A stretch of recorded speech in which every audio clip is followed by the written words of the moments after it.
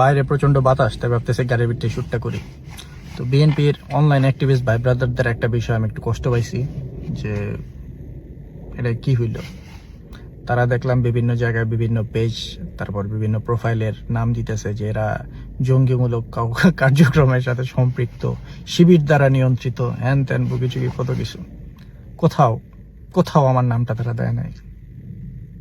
মানে ঘটনাটা কি হয়েছে আমি বুঝলাম না। তারা সাহস পাইতেছে না, নাকি তার লজিকে মিলতেছে না, নাকি হেরা আমার গোনাই ধরতেছে না, মানে বুঝলাম না আসলে ঘটনাটা কি হয়েছে।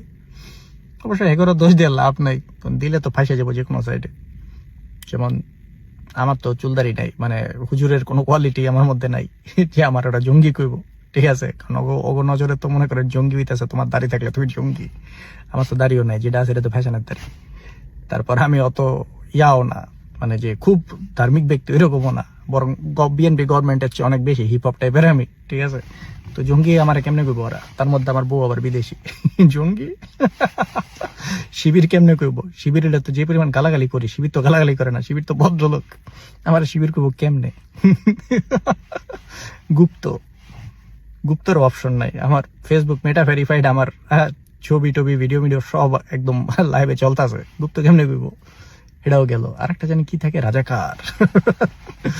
থ্যাংক ইউ নানা। আমার নানা মুক্তিযোদ্ধার কমান্ডার, মানে জিয়াউর রহমানের মতন। জিয়াউর রহমান যেমন সেক্টর কমান্ডার ছিল, আমার নানা আসলে উপজেলা কমান্ডার। মানে হইতেছে মনে করেন জিয়াউর রহমান যদি এমপি মন্ত্রীরা থাকে, আমার নানা আসলে এমপি টাইপ আর কি, সংসদের কথা হইতেছে আর কি, এই টাইপের মানে ছোট কমান্ডার আর কি। গেল, এটাও করার সুযোগ নেই। আর কি আছে? আর তো কিছু নাই। আর যে পরিমাণ ঠেলার উপরে রাখছে এ করে, সাহসী পাইতেছে না, আই গেস।